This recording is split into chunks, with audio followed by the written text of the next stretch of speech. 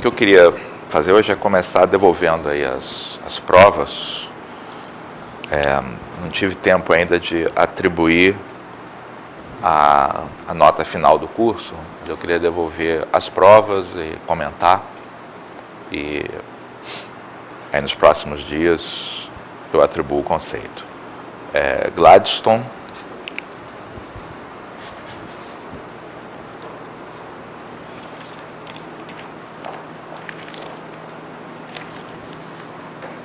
está aqui.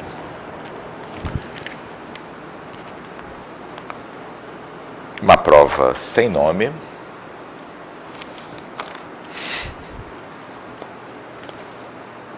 Pablo. Bom, o nome a gente vai conseguir descobrir pela lista de chamada. Robson.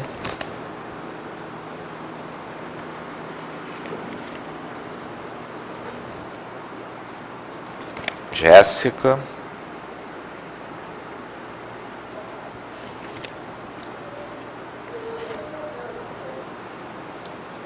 Oi? Não. Priscila.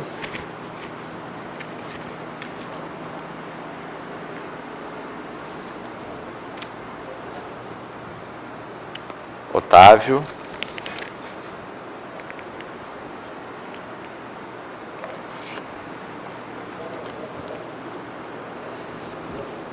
Lucas.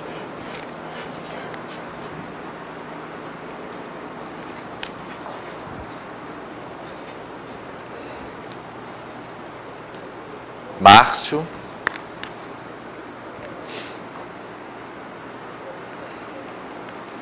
Esse aqui eu presumo que é Hugo.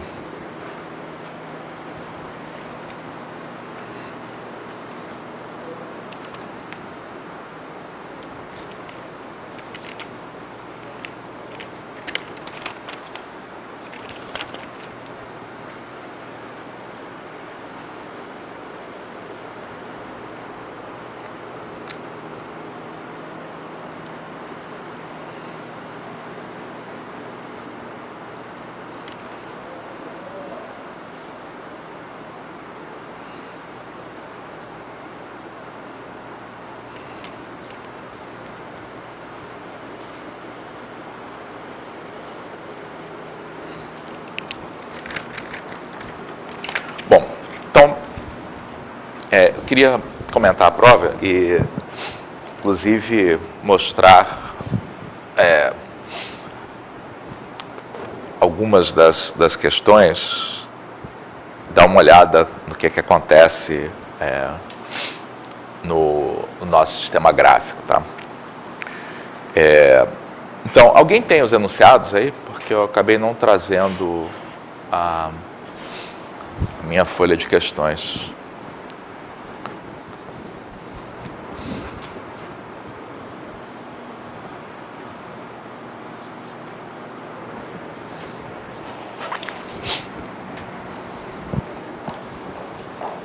Obrigado.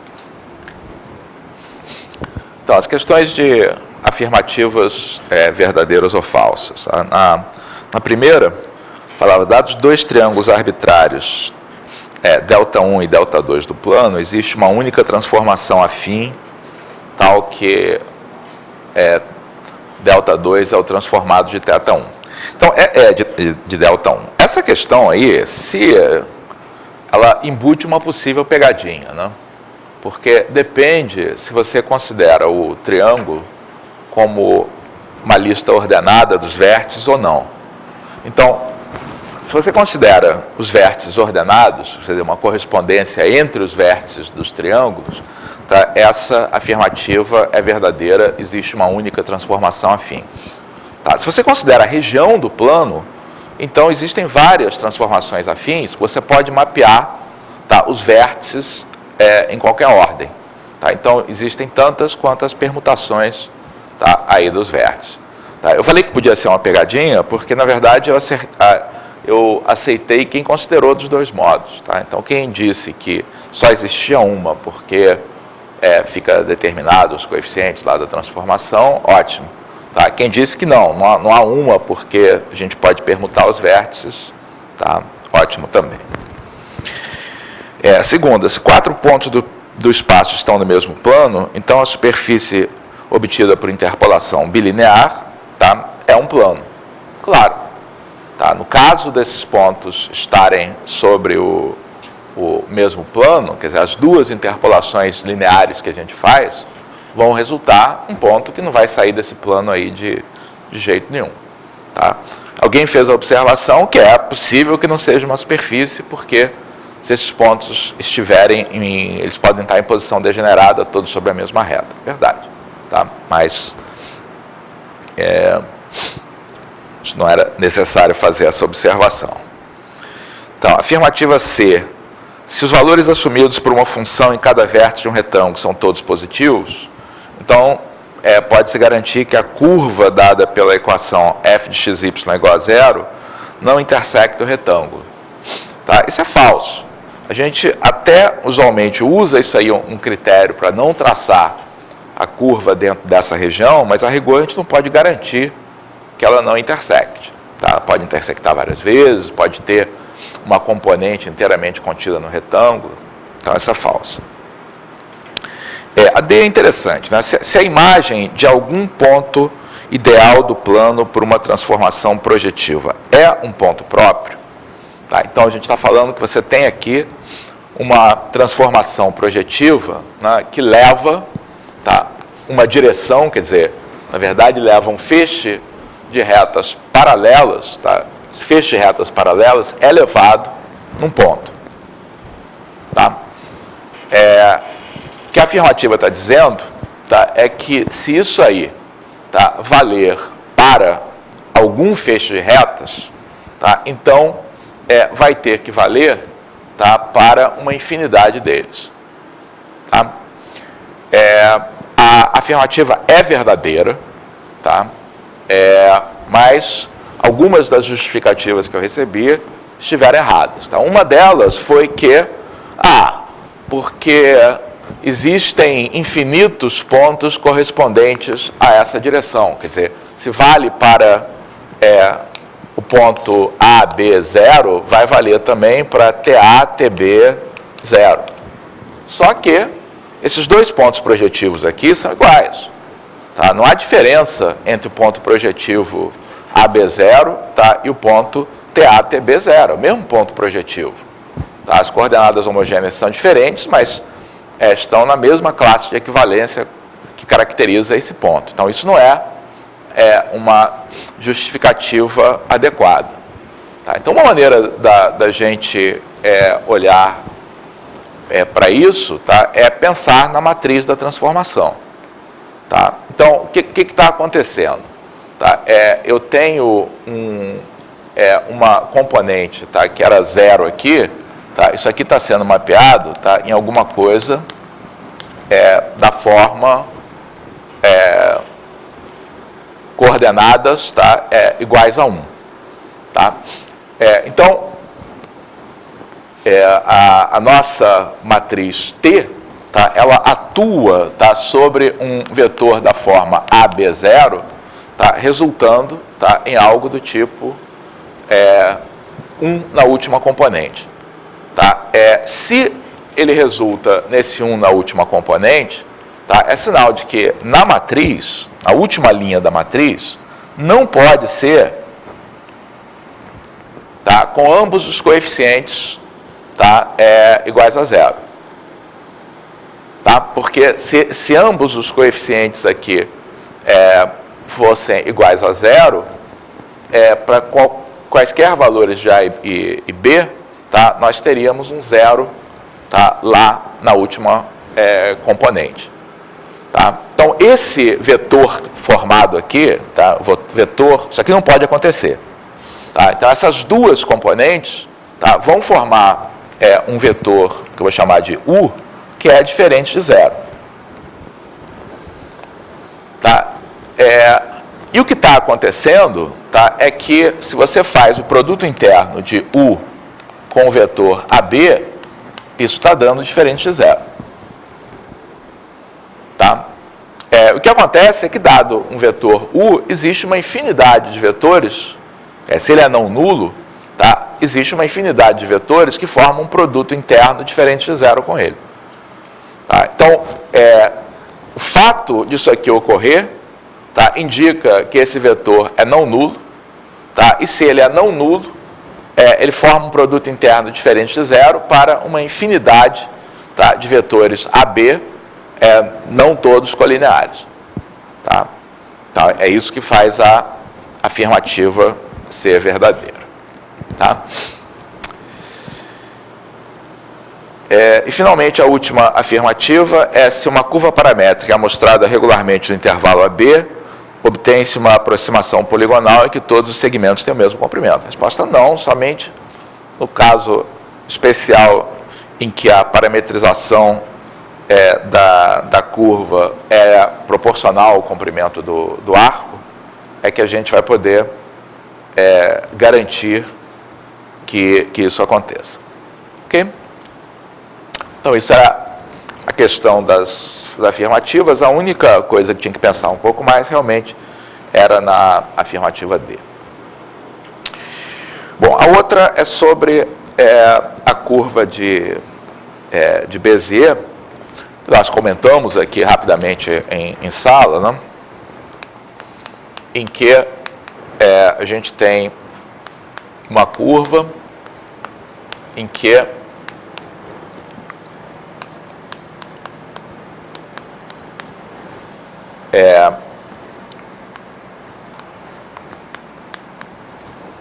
cada ponto é uma combinação linear de P0, P1 e P2, em que os coeficientes da combinação dependem de T de acordo com polinômios do segundo grau. Tá? Então, esses polinômio, essa base aqui na verdade, esses polinômios, 1 menos t ao quadrado, tá? 2t, 1 menos t, t ao quadrado, formam uma base para os polinômios de grau menor ou igual a 2, tá? Para o espaço dos polinômios de grau menor ou igual a 2. Tá? E é chamada base de Bernstein, tá? Para esses polinômios. Então, de modo geral, essa base é formada pelos termos, né, que ocorrem na expansão em binômio de Newton, tá, de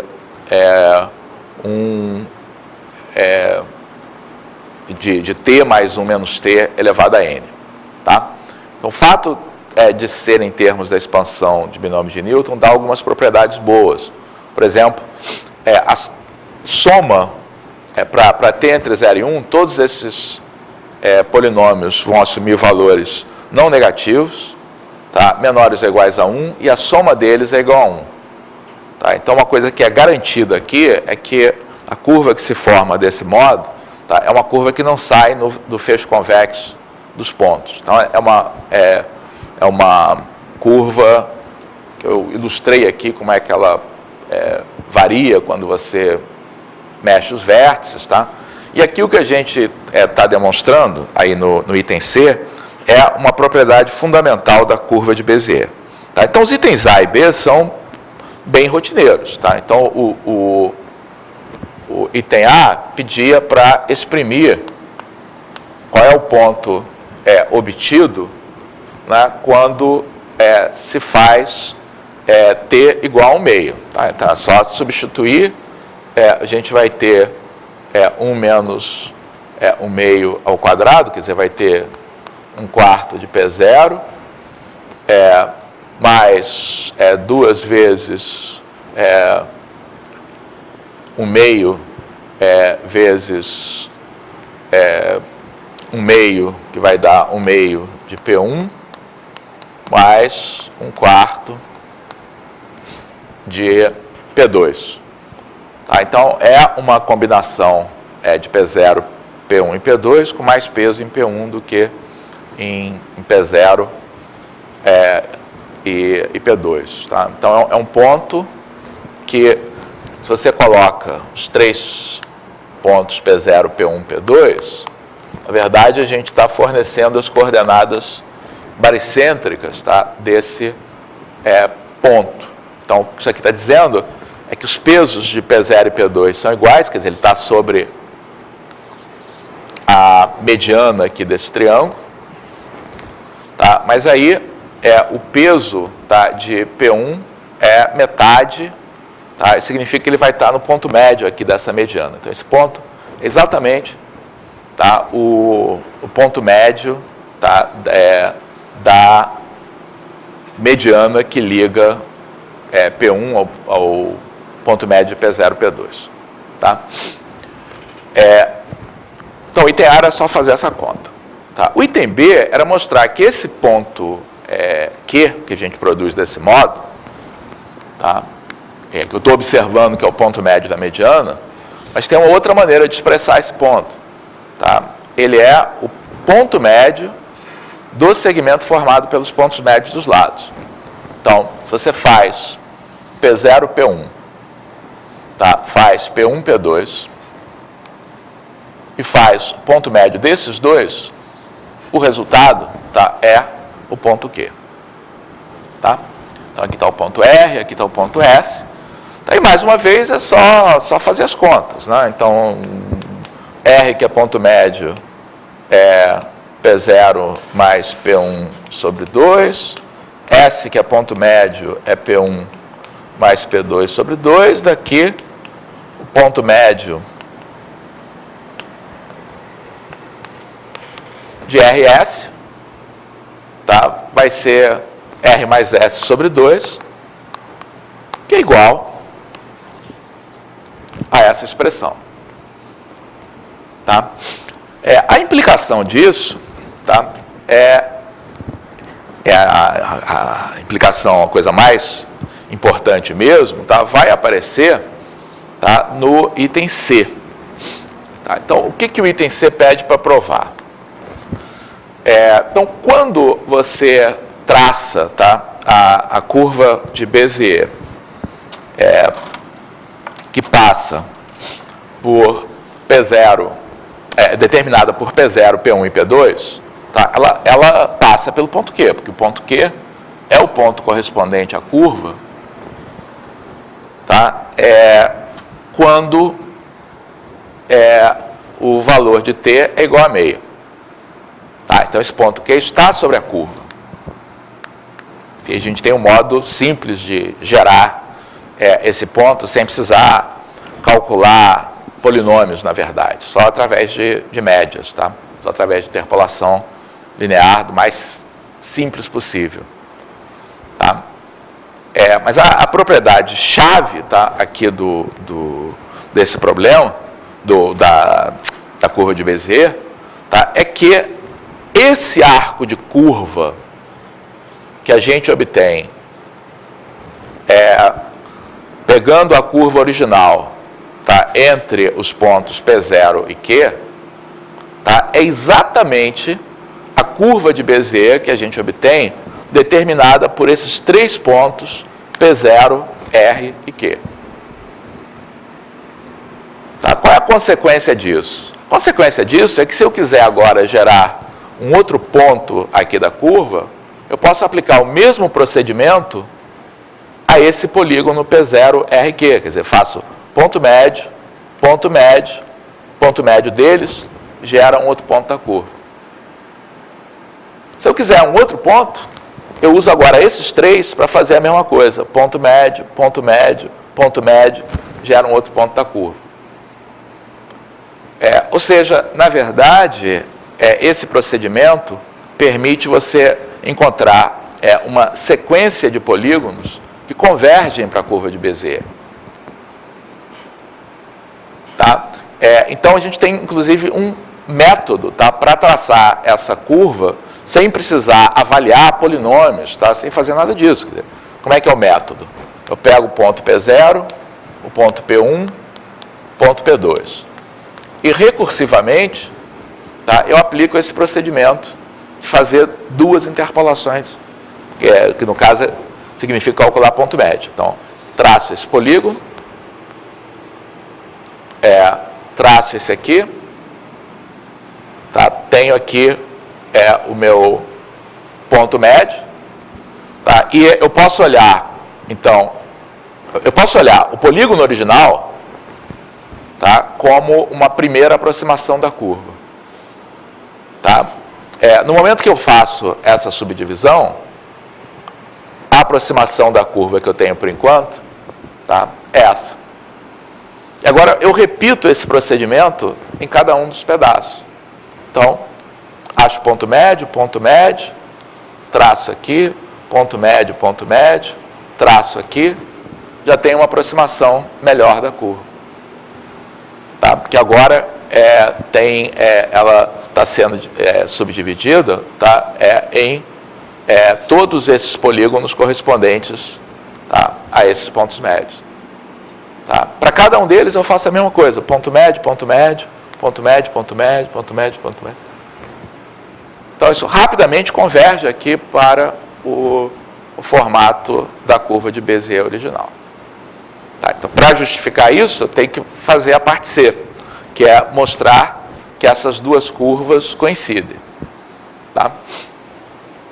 Então, a maneira de fazer isso, né?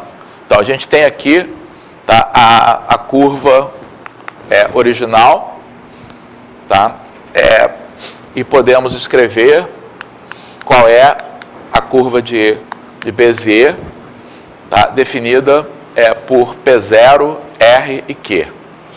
Tá? A curva de Bézier definida por P0, R e Q tem as mesmas expressões, 1 menos T ao quadrado P0, mais 2... Vou escolher uma outra letra para identificar o parâmetro aqui dessa curva, tá? Vou chamar de U. Tá? Então, G de U vai ser U menos U ao quadrado P0, mais 2U, 1 menos U, o ponto que faz o papel de P1 aqui, tá? Ponto R. Ponto R é P0 mais P1 sobre 2. Mais U ao quadrado, ponto que faz o papel de P2 é o ponto Q, que é 1/4 de P0, mais 1/2 de P1, mais 1/4 de P2. Então, a ideia é a gente reexprimir essas equações paramétricas em termos de P0, P1, P2. Então, em termos de P0, o coeficiente aqui de P0 vai ser 1 menos U ao quadrado, mais U 1 menos U, mais U ao quadrado sobre 4. Tá? Em termos de P1, tá? Isso vai ser A vezes P0. Né? Em termos de P1, a gente vai ter U 1 menos U, mais U ao quadrado sobre 2, P1.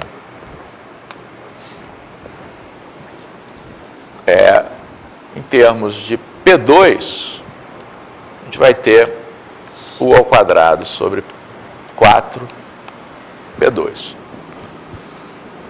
Então, a gente tem que olhar para essa curva, tá, como sendo um arco, tá, dessa curva original. Então, para isso tem que haver uma correspondência, tá, entre os valores dessas funções do parâmetro, tá, e a anterior. E o mais fácil de ver isso é através do P2. Né? Quer dizer, o que isso aqui está dizendo é que esse termo, que era T ao quadrado, está sendo levado, tá, em U ao quadrado sobre 4, tá, que é a mesma coisa que U sobre 2 ao quadrado.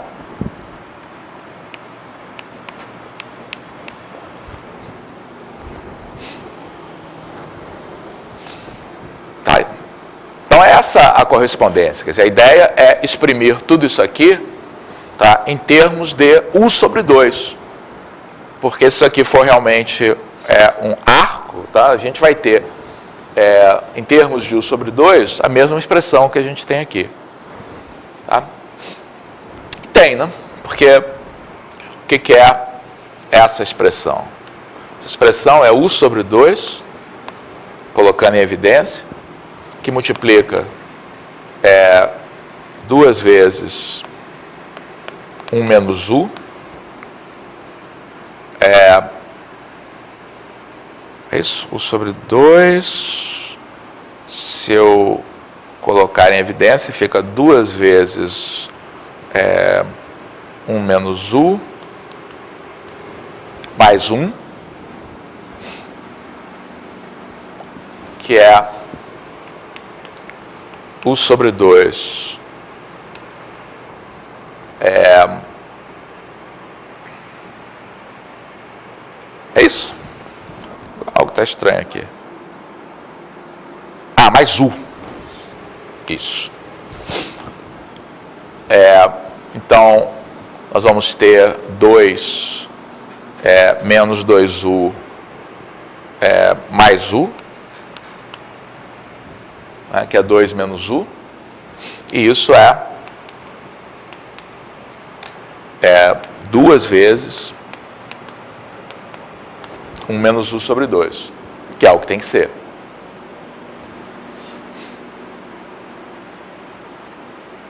Tá?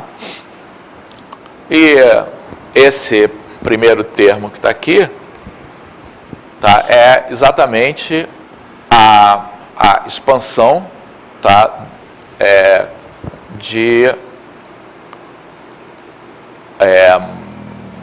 quê? De U sobre 2, né? Mais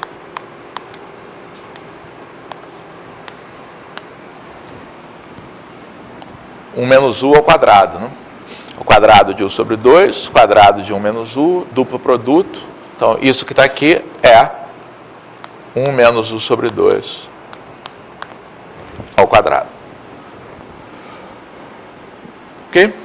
Então, esse segmento de curva correspondente aos valores de t entre 0 e meio corresponde exatamente à curva de Bézier determinada pelos pontos P0, R e Q. Tá? Que justifica aí o método.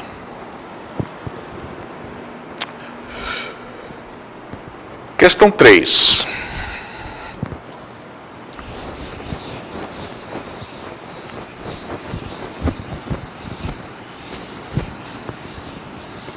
Questão da transformação, que a gente tem um objeto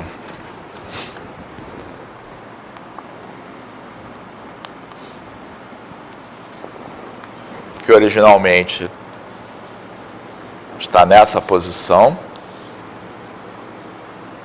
Eu vou representar aqui de maneira mais estilizada, tá, para facilitar o desenho. Tem um objeto como esse, tem simetria em relação ao eixo Y, mas não em relação ao eixo X, tá? E eu quero desenhar, tá, em 2 posições. Não importava muito se a gente fazia isso no único código, tá, ou fazia em 2, tá? Isso não era importante. Então, primeira posição coloca esse objeto com centro aqui no ponto menos 3, e com dimensão igual a metade, né, na vertical. Então, o primeiro desenho era para fazer essa transformação, tá, aqui no ponto. Tá? Então, isso não tinha muito mistério, né? Então, se a gente raciocina com o sistema de coordenadas original, Então, o primeiro passo é transportar esse sistema de coordenadas para cá.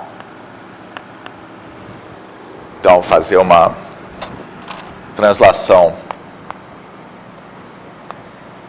menos 3, 0. Tá? Depois, eu tenho que virar, tá, o eixo, de tal maneira que o eixo Y aponte para a esquerda.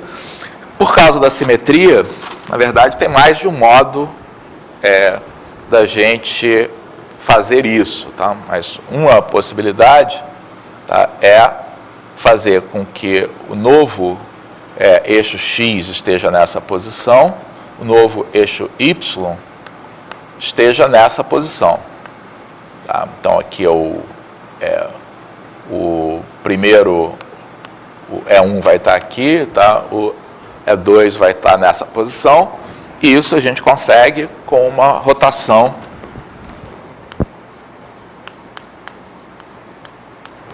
de 90 graus. Então, se eu desenhasse aqui nessa posição, a figura que eu obteria seria uma figura do mesmo tamanho da figura original, tá, com o triângulo voltado, com a ponta dele voltada para a esquerda. Tá? A única coisa que está faltando é que eu tenho que agora achatar, tá, no eixo Y, no eixo Y original, tá, mas no eixo X, tá, do referencial atual. Tá? Então, tem que aplicar uma escala, tá, que corresponda a, no eixo X, fazer uma compressão de uma fração igual a 1. Tá? Então, a gente vai ter que fazer uma escala 1/2, 1. Sim.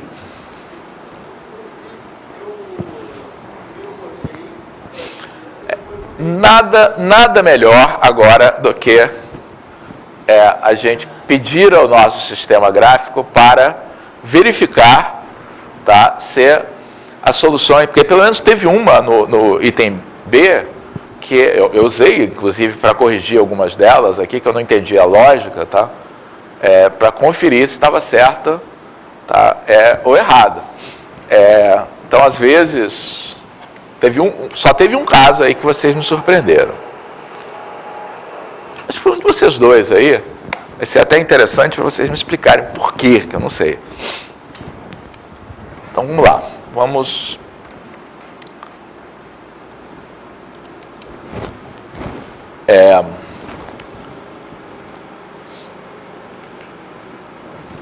Tá ligado já? Ou não tá? Então, isso eu vou entrando aqui no...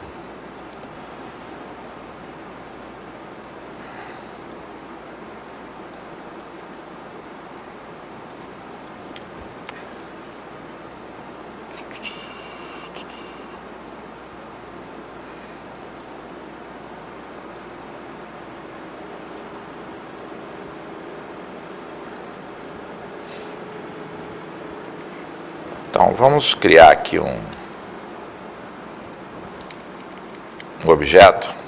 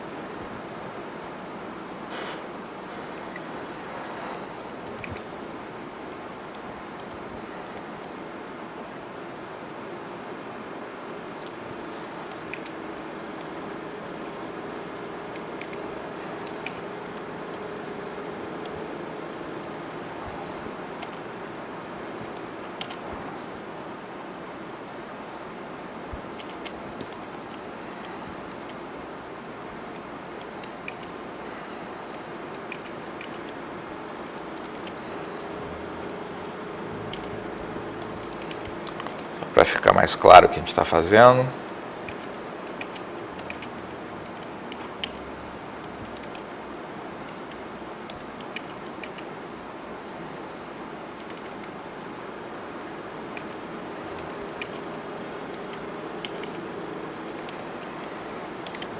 Vamos ver se eu acertei tudo. Tá, então o que eu fiz foi então construir aqui uma figura, tá, que é o retângulo, o quadrado com o triângulo dentro, tá, parecido aí com a imagem curva que tem na prova, tá, e eu coloquei aqui os eixos, tá, para a gente poder conferir, tá, onde as coisas estão. Tá, então, eu vou deixar isso aqui desenhado, tá, e vamos botar a proposta aqui, que é transladar menos 3, 0, rodar 90, escalar 0,51, e aí redesenhar a coisa. Tá? Então, ela fica onde a gente quer. Ok? Então, o que eu estou propondo está certo. Tá? Agora vamos ver o seu. O que você propõe? Rodou 90.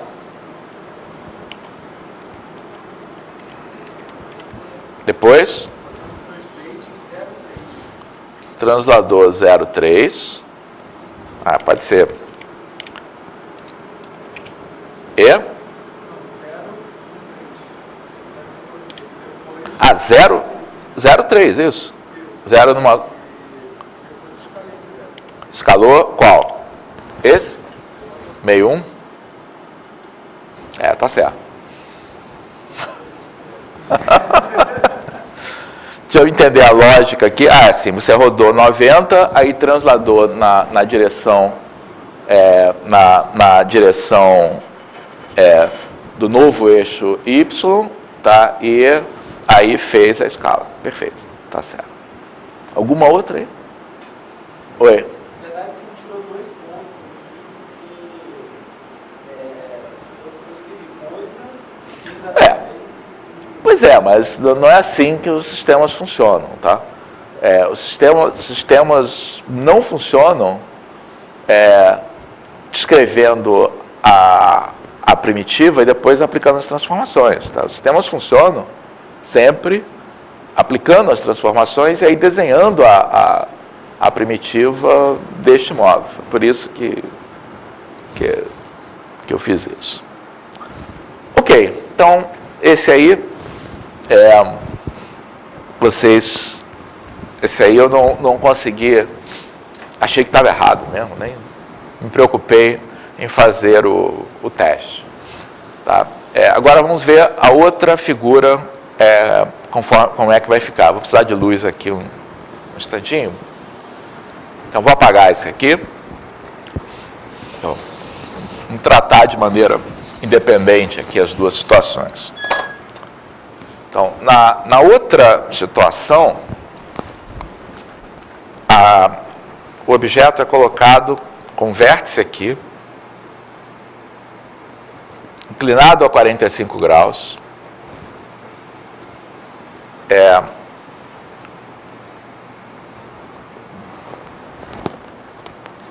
com tamanhos iguais a 2 e a 4.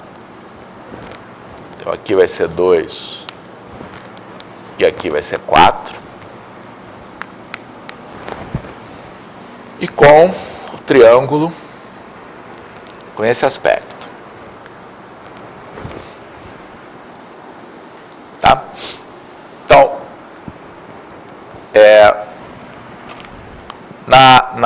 na posição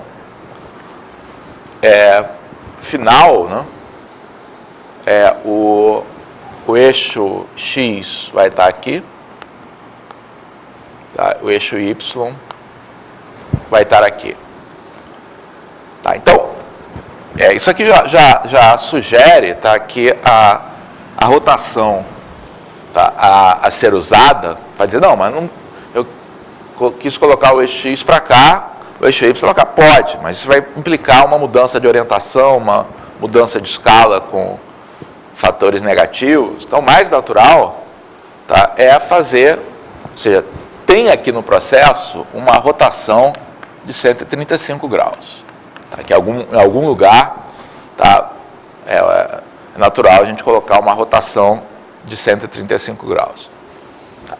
A maneira como eu pensei, tá, foi chegar a esse objeto, tá, nos seguintes passos. Tá?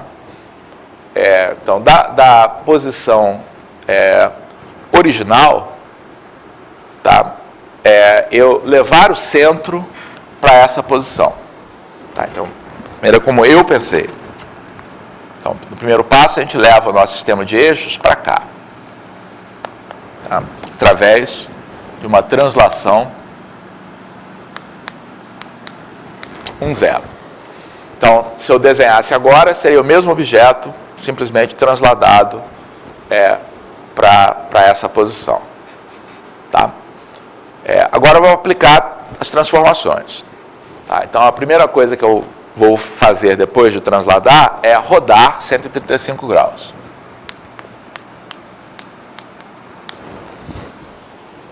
Então, nesse momento, eu teria o meu objeto com tamanho, tá, com a orientação correta, mas com tamanho, tá, e posição diferentes da que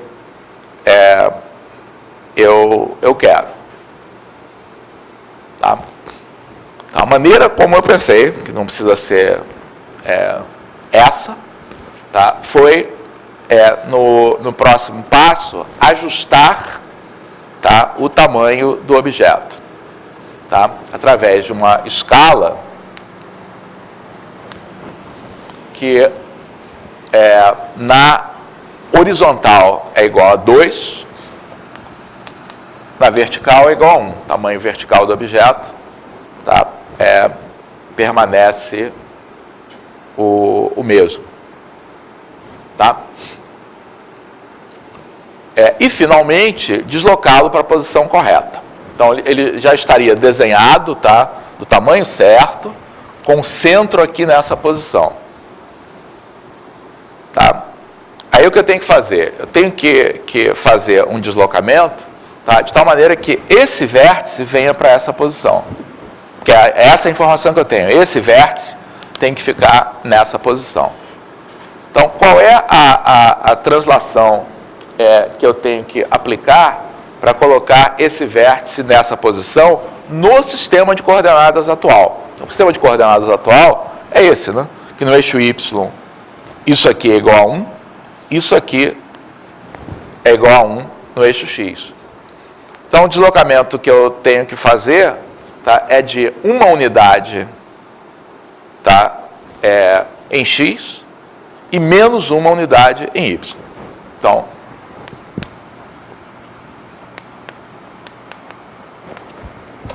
essa foi a maneira como eu pensei. Então, primeiro vamos ver se eu pensei certo. Na minha sala eu pensei certo. Aqui eu posso ter pensado errado já, né?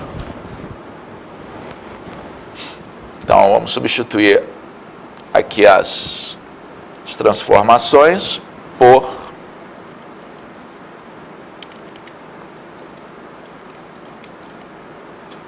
translate 1,0, rotate 135,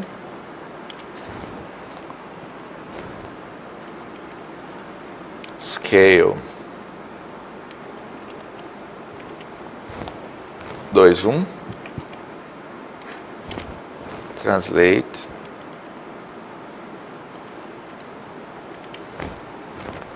1 menos 1.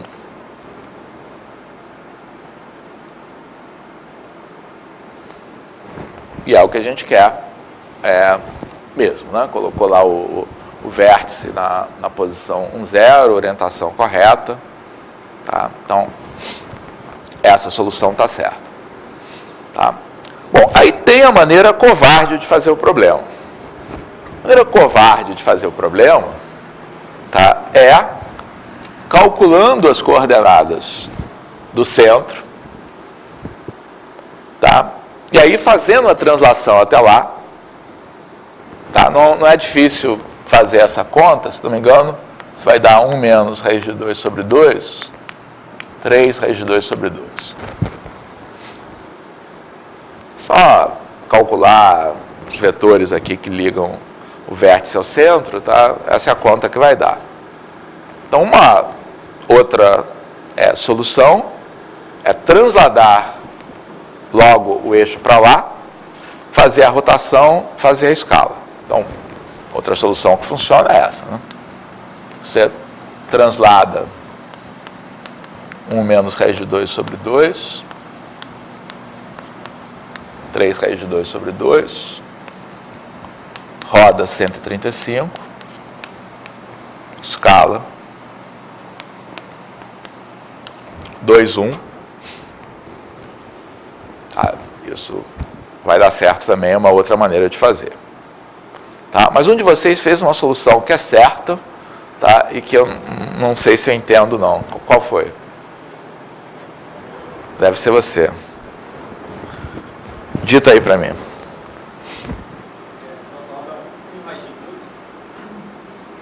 Um sobre raiz de 2? Ah, raiz de 2. Tá, eu vou colocar a raiz de 2 aqui. Não sei se tem raiz aqui.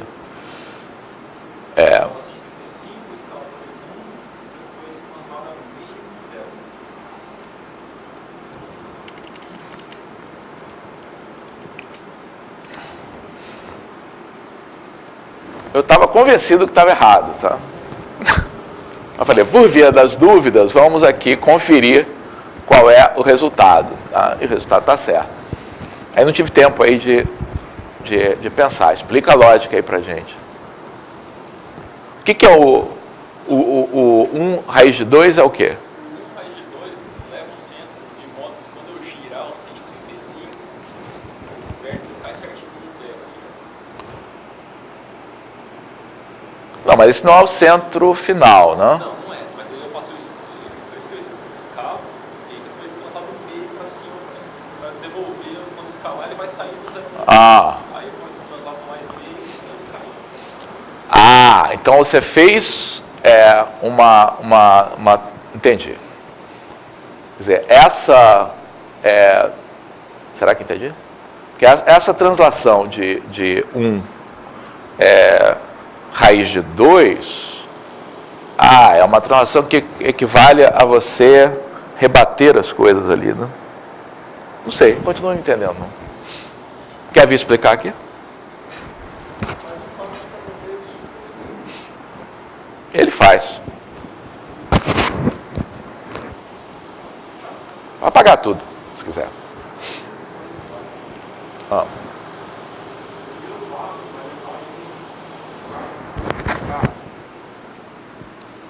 Melhor você falar aqui.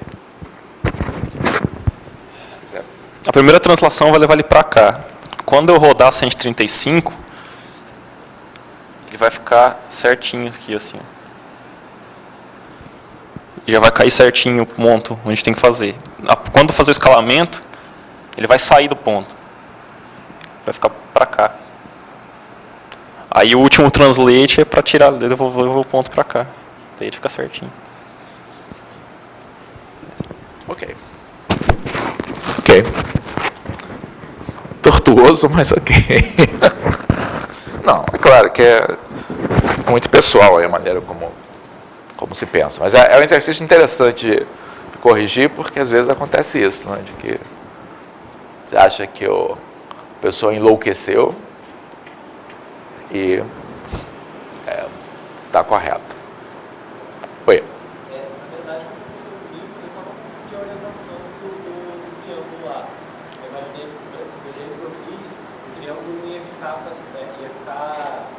de outro jeito. Eu troquei o X com o Y, entendeu? Aí eu queria ver se... Ou seja, você sabe que está errado. A questão é... Foi questão assim, eu não consegui perceber isso no desenho. Entendeu? Tá bom. gente vê depois. Ok, então é isso. Finalmente, vamos dar uma olhada aí na última questão.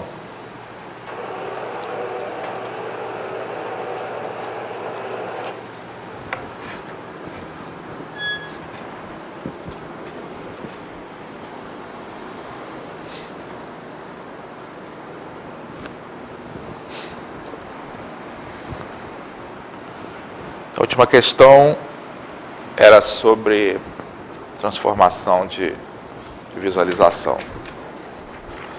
Então, o ponto de partida... Então, todo o problema aqui está se reunindo, está se resumindo o que acontece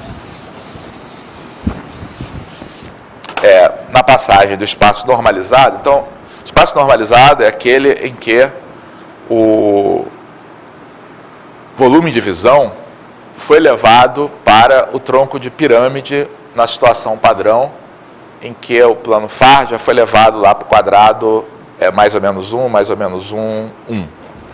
Tá? E o plano NIR foi levado para onde ele tem que ir, de tal maneira que a razão N sobre F seja preservada. Né? Então, é esse espaço aqui, né? Espaço em que o volume de visão já é algo assim. E aí ele vai ser transformado via essa transformação que está aí para esse volume que é paralelepípedo, em que x vai de menos 1 a 1, x vai de menos 1 a 1, y de menos 1 a 1, tá? E z de 0 a 1. Então, essa transformação é a transformação que está dada, tá, aí no problema. E o problema considera o tempo todo, tá, 2 pontos do espaço normalizado. Inclusive, tem um erro aí no final da parte A, que pede para localizar pontos aí no sistema de coordenadas do mundo. Obviamente, isso não foi dado. Tá? Os 2 únicos sistemas de coordenadas que a gente tem condição de trabalhar é o chamado espaço de ordenação, que é esse que está aqui, e o normalizado, tá? Que é o de partida. Então, quando fala no sistema original de coordenadas do mundo, está errado. O sistema original de coordenadas normalizadas. Para o mundo, não há informação nenhuma aí para fazer. Então, o que o problema fala, tá, é que esses 2 pontos estão fora do volume de visão, mas o segmento tem uma porção que fica dentro dele. E o problema é exatamente calcular, tá, essa porção, explicar porque que é melhor trabalhar no espaço de ordenação. Então, a razão é que achar interseção, que essencialmente o que você tem que fazer, tá, então, se a gente representar, tá, esses pontos aqui nessa... Bom, eu precisaria ter representado isso aqui em escala. Não, mas o que você vai ter são 2 pontos, tá, que vão estar fora aqui do volume de visão, tá, mas que tem um pedaço que vai estar dentro. E fazer essa operação de interseção no espaço normalizado não é conveniente, porque implica achar a interseção com planos, diversos planos. Tá? Enquanto, no momento em que você transforma essas coisas para cá, fica trivial, porque você vai estar achando interseção com planos dados da forma x igual a mais ou menos 1, y igual a mais ou menos 1, z igual a 0, z igual a 1. Tá? Então, é muito mais fácil de fazer as contas. Então, o problema, então, pedia para achar qual é essa porção desse segmento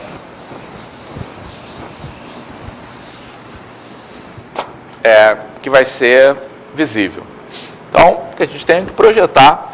E aí você tem duas maneiras aí realmente de atuar no problema, né? A gente pode trabalhar o tempo todo no sistema original, tá? E trabalhar com coordenadas paramétricas aí de pontos, tá? Ou podemos trabalhar em projeção, tá? E só usar as coordenadas paramétricas, tá? Na hora de aplicar a transformação inversa, tá? Para voltar ao sistema original. De qualquer maneira, então eu vou preferir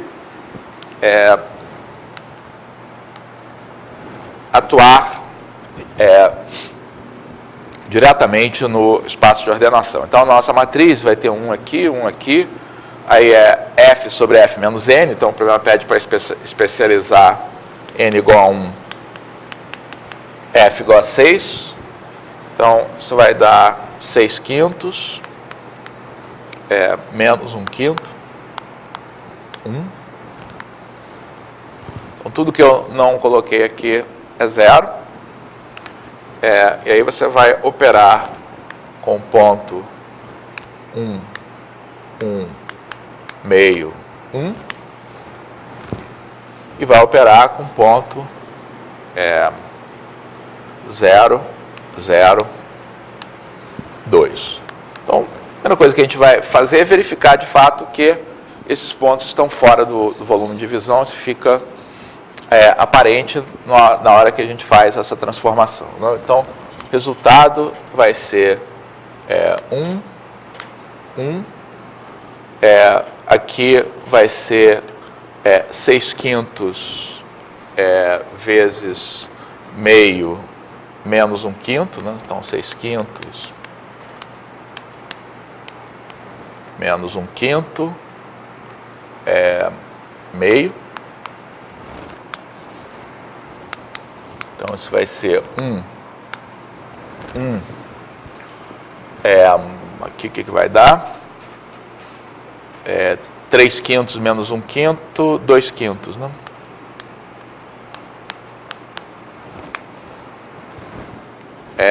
Esse ponto é equivalente a, dividindo tudo por meio, 2, 2, 4/5, 1, que é o ponto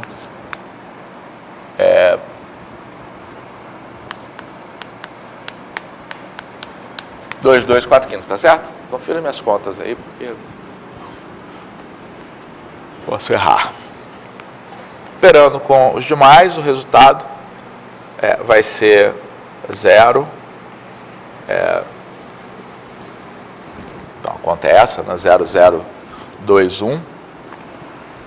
Aí vai ser 6/5 vezes 2 menos 1/5 vezes 1. 2. 0, 0, que vai ficar 11/5, 2. 0, 0, 11/10, 1.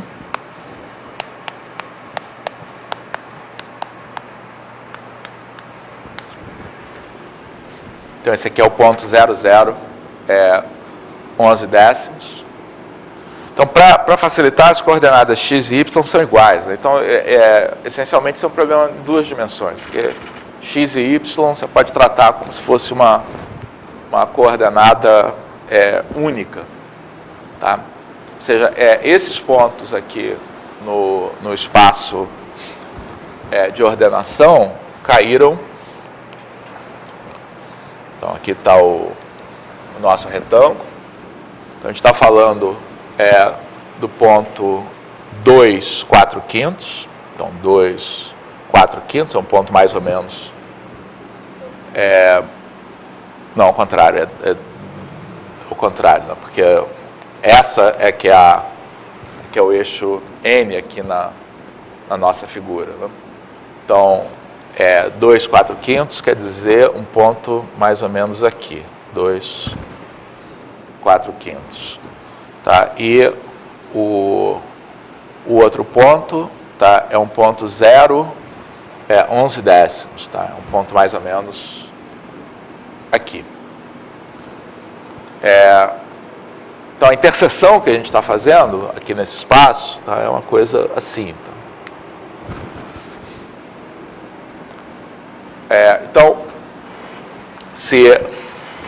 Então, trabalhando aqui dentro desse espaço,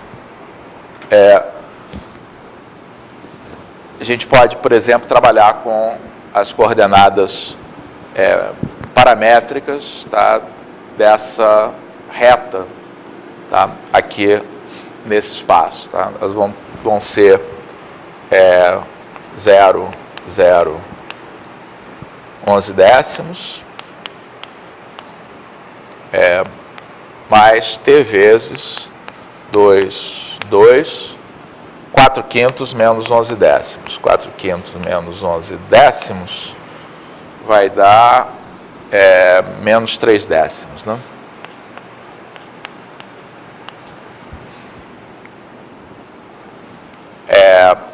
Então, isso vai ser um ponto que é da forma 2t,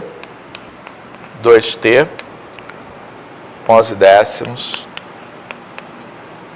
menos 3t sobre 10. Então, a parte visível é obtida resolvendo as desigualdades menos 1 menor ou igual a 2t menor ou igual a 1, que vai ser a mesma aqui para y, tá? E 0 menor ou igual a 11 décimos menos 3t sobre 10 menor ou igual a 1. Aqui eu vou ter que o t está entre menos meio e meio.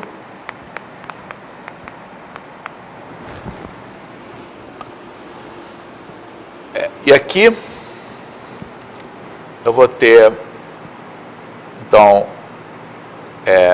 essa desigualdade vai me levar a 3t menor ou igual a 11, daqui t menor ou igual a 11 terços. Tá? Claramente essa desigualdade é irrelevante porque essa vai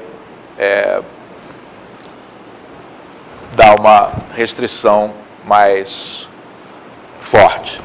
Do lado de cá, a gente vai ter 3t sobre 10 maior ou igual a 1 décimo. Então, daqui t maior ou igual a 1 terço. Então, a gente representando tudo isso aqui na mesma reta, né? Menos meio, meio, 1 terço, 11 terços, tem que estar nesse intervalo, tem que estar nesse intervalo, tem que estar nesse intervalo. Então, a interseção de tudo isso é t entre 1 meio e 1 terço.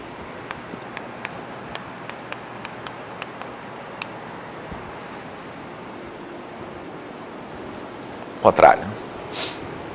T entre 1 terço e 1 meio.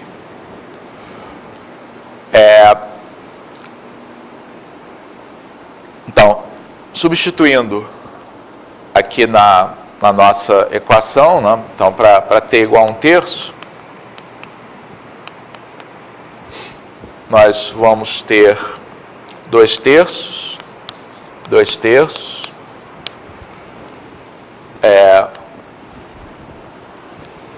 11 décimos menos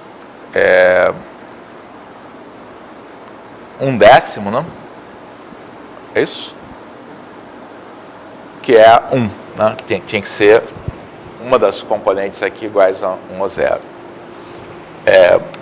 para t igual a 1/2,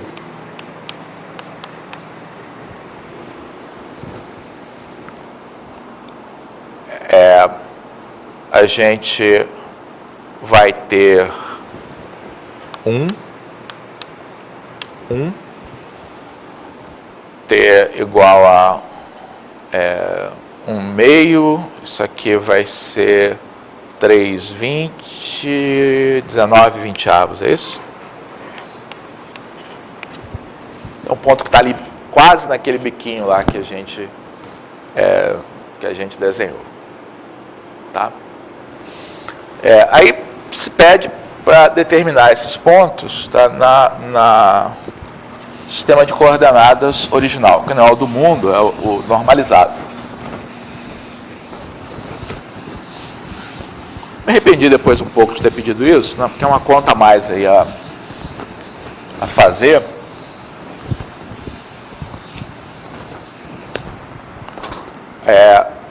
E para isso a gente tem duas alternativas, né? Uma ou você pensa aqui na transformação inversa, tá? Que é possível, não é muito complicado da gente pensar, né? Ou então, nesse momento, né, trabalha... porque uma coisa que infelizmente a gente não pode fazer, tá, é usar o valor do parâmetro para localizar esse ponto no espaço original. Porque transformação projetiva, tá, não preserva a razão de seção. Não preservando a razão de seção, tá, não preserva, tá, o valor do parâmetro.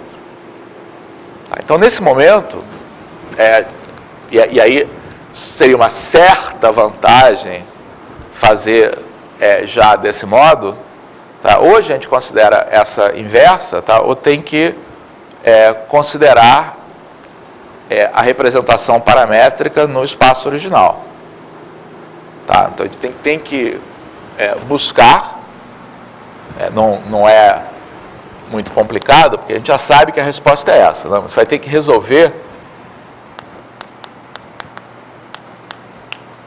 Então, qual é a representação aqui da nossa reta no espaço original? Então, 0, 0, 2, mais t que multiplica, 1, menos 3 meios, tá? Que vai dar t 2 menos 3 meios de t. Então, a gente vai ter que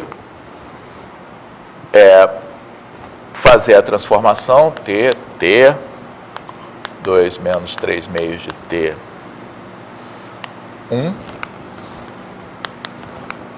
que vai ser t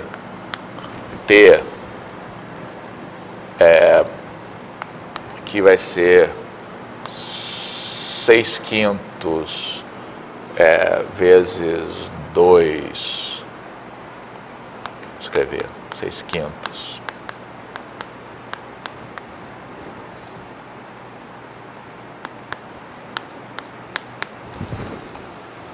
Então, isso vai dar 12/5 menos 1/5, 11/5,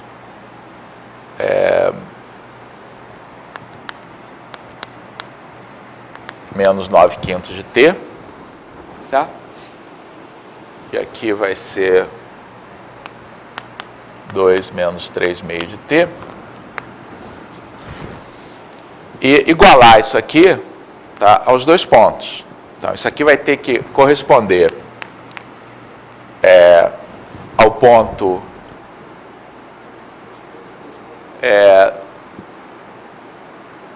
2/3, 2/3, 1.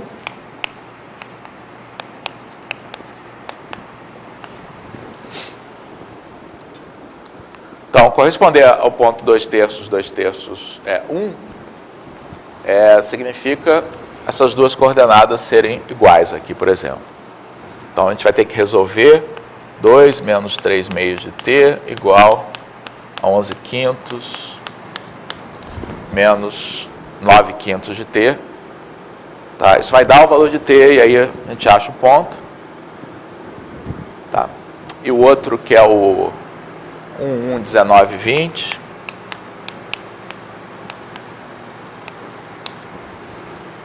Também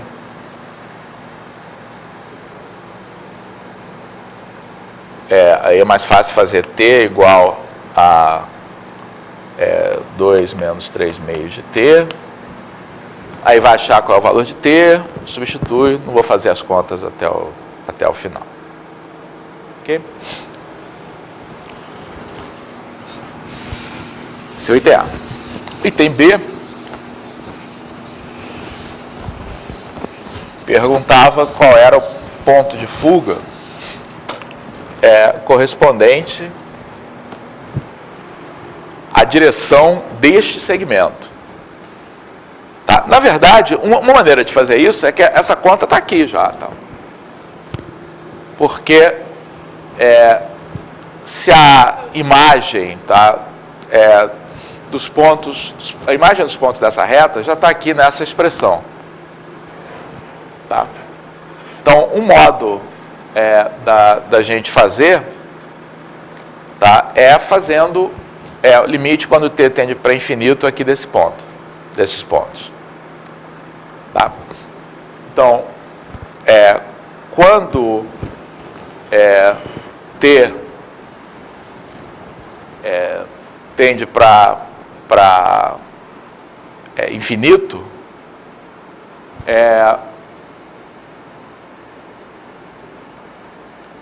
se eu represento, como é que eu quero fazer isso?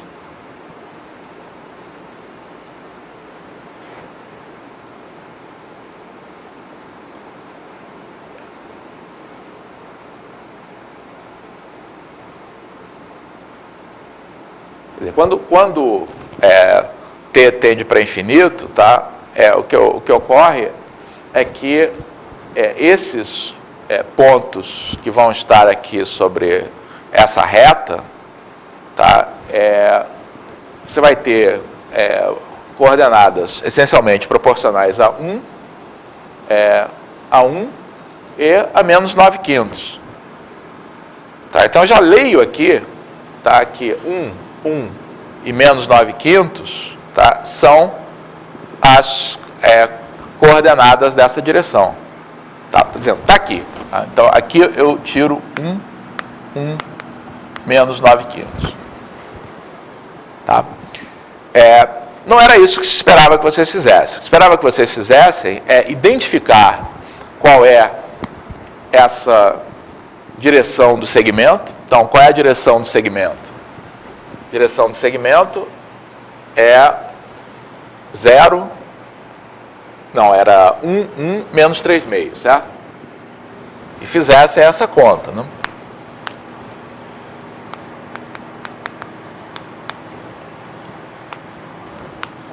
Faz isso aqui, opera com 1,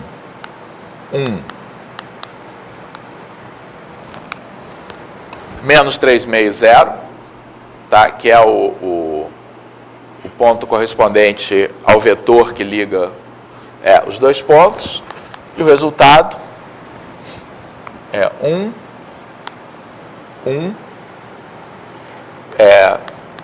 6 quintos vezes menos 3 meios,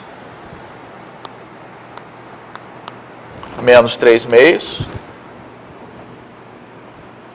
tá? E o resultado o que eu falei não faz muito sentido não, né? Antes o que eu falei não faz muito sentido não. Quer dizer, eu acho até que a gente consegue tirar um sentido daí, mas não é o que eu falei, né? 1 e menos 9 quintos está errado. Então, isso aqui. Acho até que sai daqui, sim. Mas a gente tem que pensar. Não, eu acho que sai daqui também.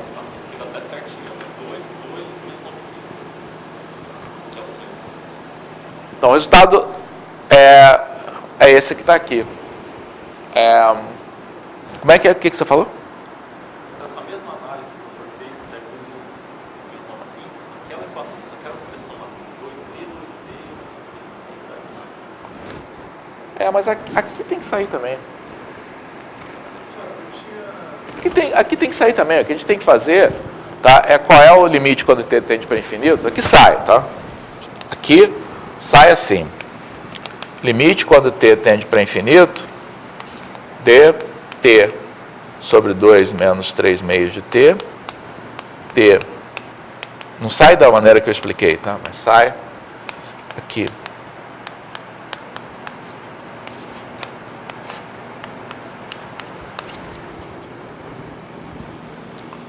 Então, qual é o limite disso aqui quando t tende para infinito? 1 sobre menos 3 meios, menos 2 terços, menos 2 terços, 9 quintos dividido por 3 meios, que é o 6 quintos. Tá? Você falou que sai dali de algum outro lugar também?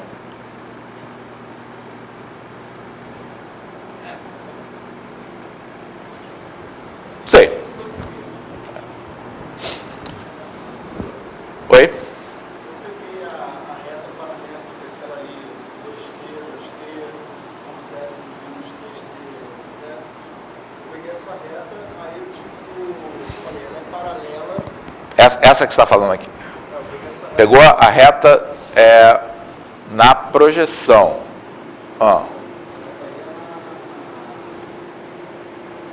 Já no espaço de ordenação.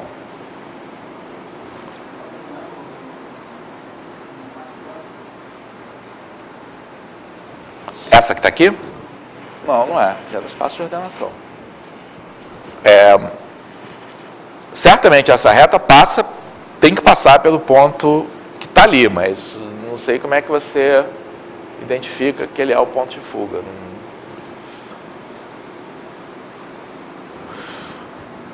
Ok. Finalmente, o item D pedia para dizer como é que ficaria a matriz de projeção caso fosse adotado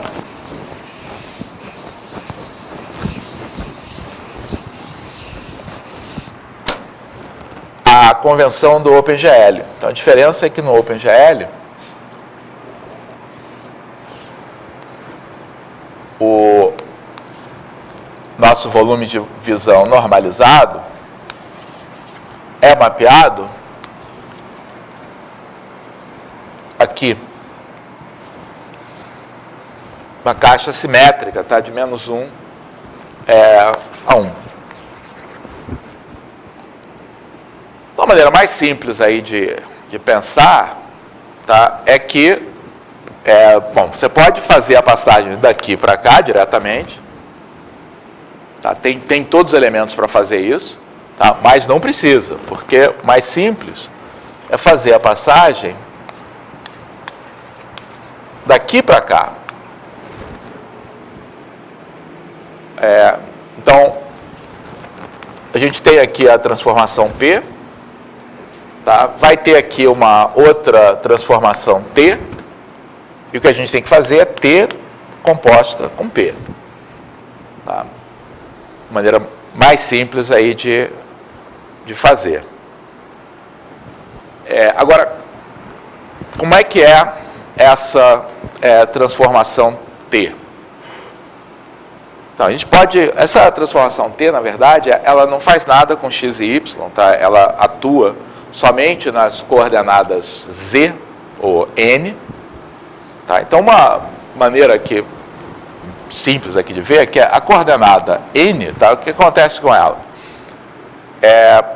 Ela leva a escala de 0 a 1, tá? Na escala de menos 1 a 1. Então, qual é a transformação afim que leva o intervalo 0, 1 no intervalo menos 1? Tá? Então, é fácil de ver que ela faz isso aqui. Tá? Ela leva n, tá? Em 2n menos 1.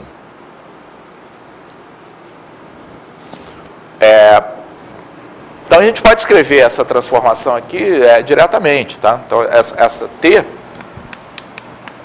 ela deixa x parado, tá? Deixa o y parado, faz isso aqui com n. Então, é essa transformação. Tá? A gente pode pensar também em compor, para chegar a essa transformação, uma escala com uma translação. Porque o que ela faz? Então, uma escala de 2, duplica o tamanho, e uma translação de -1, que é o que isso aqui está dizendo. Tá? Uma escala de 2. Então, a transformação que a gente tinha que produzir é isso. Tá? Resposta final é o resultado desse produto. 2 menos 1 é 1, que multiplica o 1, f sobre f menos n,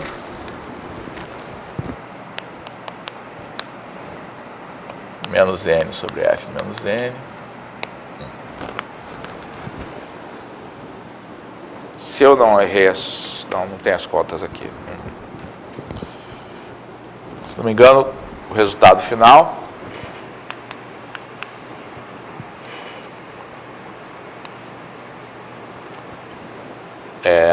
só muda essa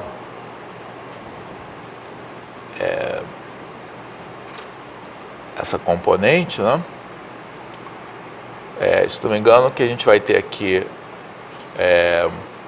então vai ser 2 vezes isso menos 1, então isso vai dar 2f menos f mais n, se não me engano vai dar f mais n sobre f menos n. E aqui vai ficar 2n menos 2n sobre f menos n. É isso, não?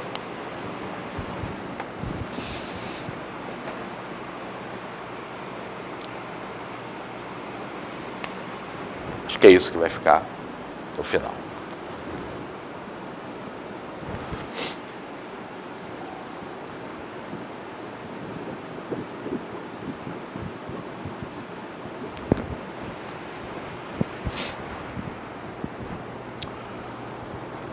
Então é isso.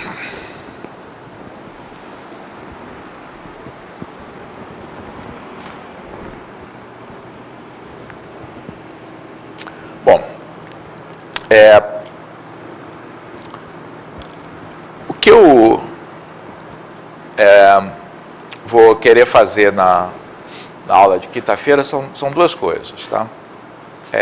Primeiro, fazer algo que a gente acabou não tendo ainda muito tempo de fazer, que é explorar um pouco mais, né, essas transformações usando aí o sistema gráfico que eu coloquei na página, só para a gente ver como é que essas matrizes de transformação, etc., aparecem, tá, lá no sistema. Tá? Vamos fazer um pouco isso.